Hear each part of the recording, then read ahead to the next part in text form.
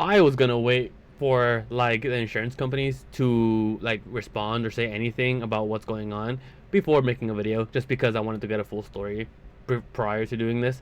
But honestly, it's just really bad. It's gotten so bad, and it's getting devastatingly worse. Like obviously, I mean, the LA fires are something that are like literally the biggest thing happening because it is, well, in America, because it is literally the biggest thing happening right now.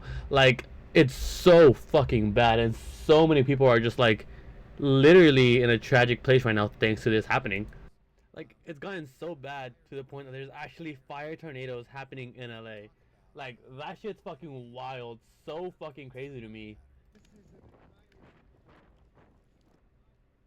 And just looking through all this, it's just so crazy. Like it literally looks apocalyptic. That's literally what it looks like. Like in the movie, this is the end. This is what it looks like. Like just fire everywhere, this and that, and it's just so like it's just so sad and so devastating. Honestly, like I can't believe it's gotten this bad. Like I really fucking can't, because I always knew California was a desert, and it's like very obvious. But like I would imagine that we as humans have the knowledge to know, okay, if it's very flammable or whatever, we need to be ready. We need to know like how to deal with this and that, how to contain it. We are ready. In case anything happens, there's a backup plan. Because it's fucking like flammable as fuck, like as fuck. But for some reason, like I hate like getting political because this could be completely wrong. But like apparently in California, the mayor apparently she cut funding to the Los Angeles Fire Department by $17.6 million. Like that's so fucking crazy. And it's like it's not even a matter of like, oh, they cut this before the fire. It's a matter of like I just said, like we needed a plan, or we needed to have like a, in case something happens. But they were like, nah, we don't need this right now. It's okay. And it's so crazy how like the year over year difference is closer to about 30 million.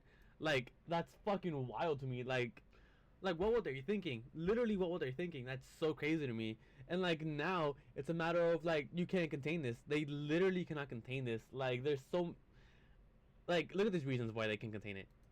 Like it's gone to the point where they're literally out of water, and that's so crazy to even like think about how the fire has gotten so bad that they are literally out of water.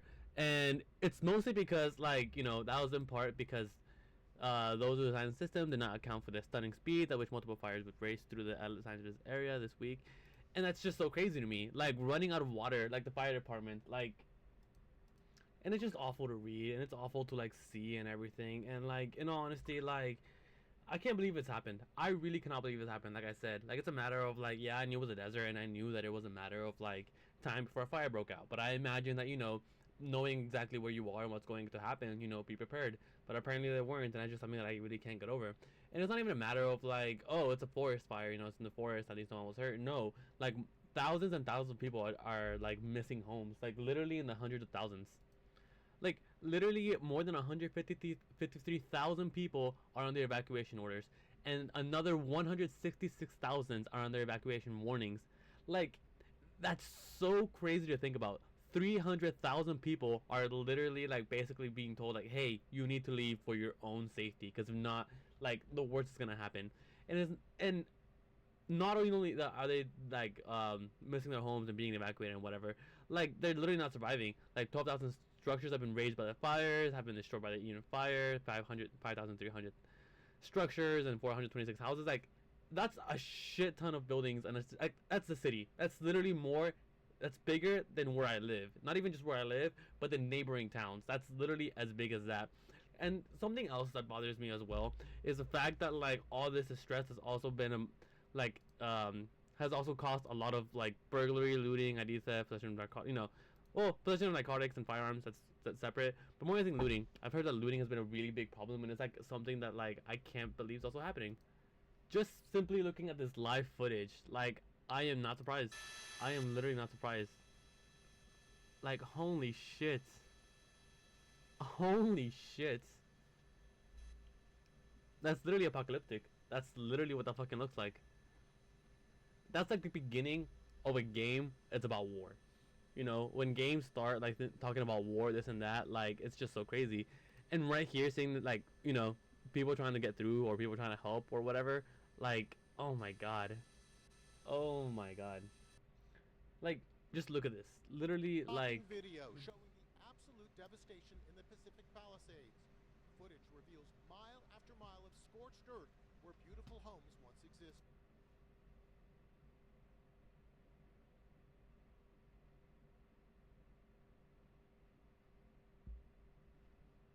Pacific Palisades is still on fire. The frustration, of course, is for firefighters. It's like a giant game of whack-a-mole. You never know where the fire is going to hopscotch.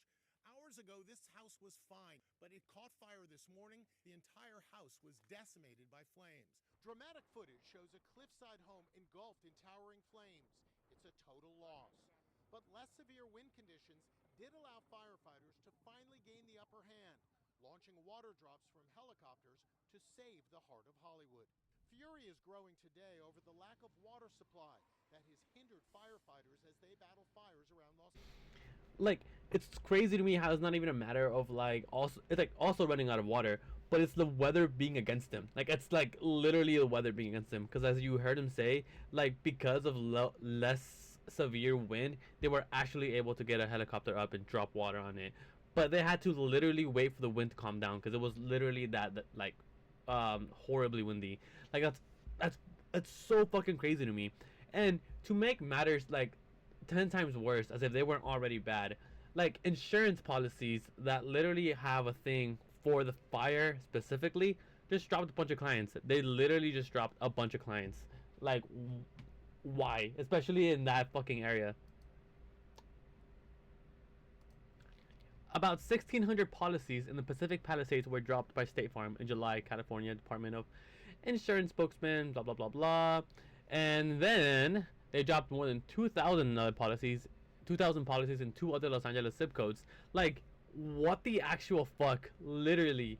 And it's so fucking bothersome because, like, the damage for this, like, fire and everything right now is up in the $8 billion. Like, that's so wild to me.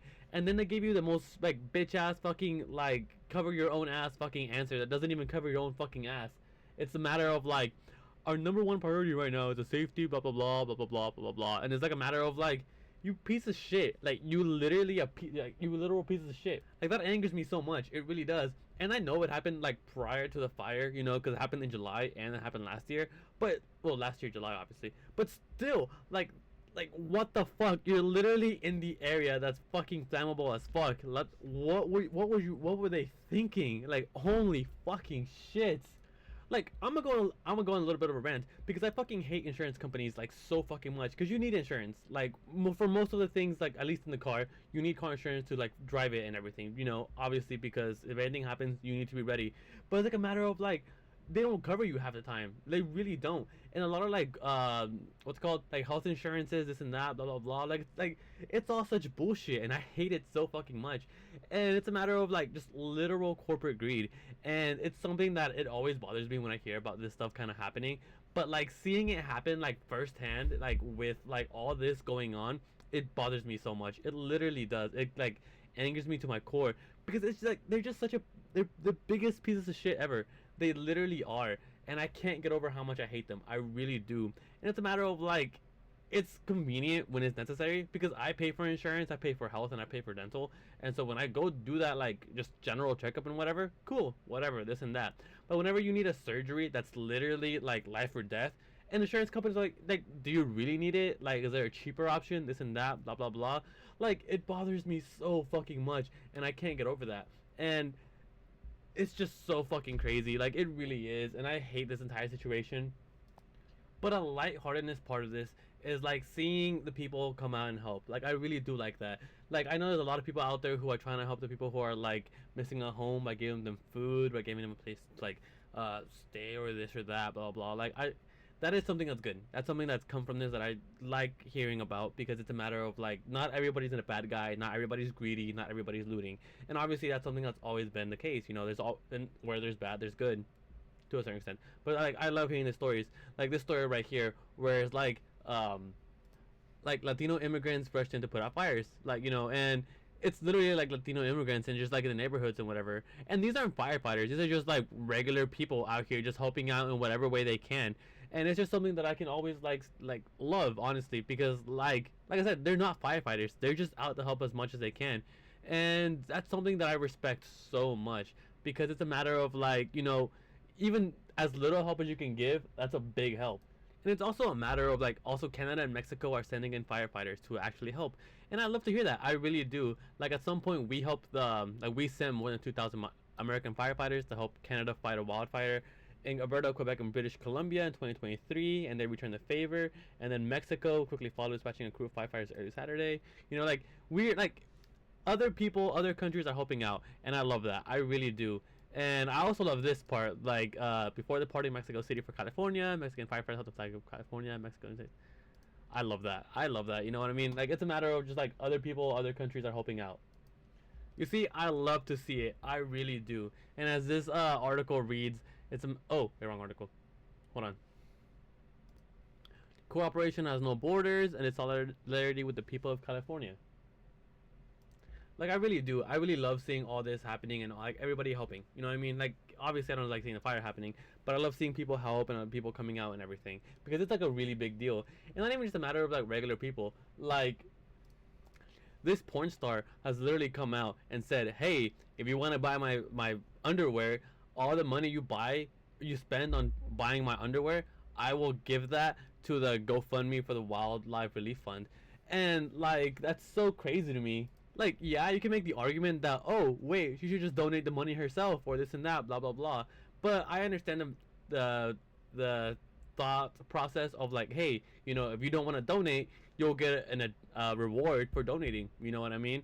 And I get that completely. But it's a matter of just like just people are helping and everything, and I love that. And I will try to put like some kind of link down at the below to send money for whatever if you really want to help because I want to help as much as I can. I really do, and I don't know what I'm gonna do yet. I'm gonna try to do something like something. I don't know just quite yet.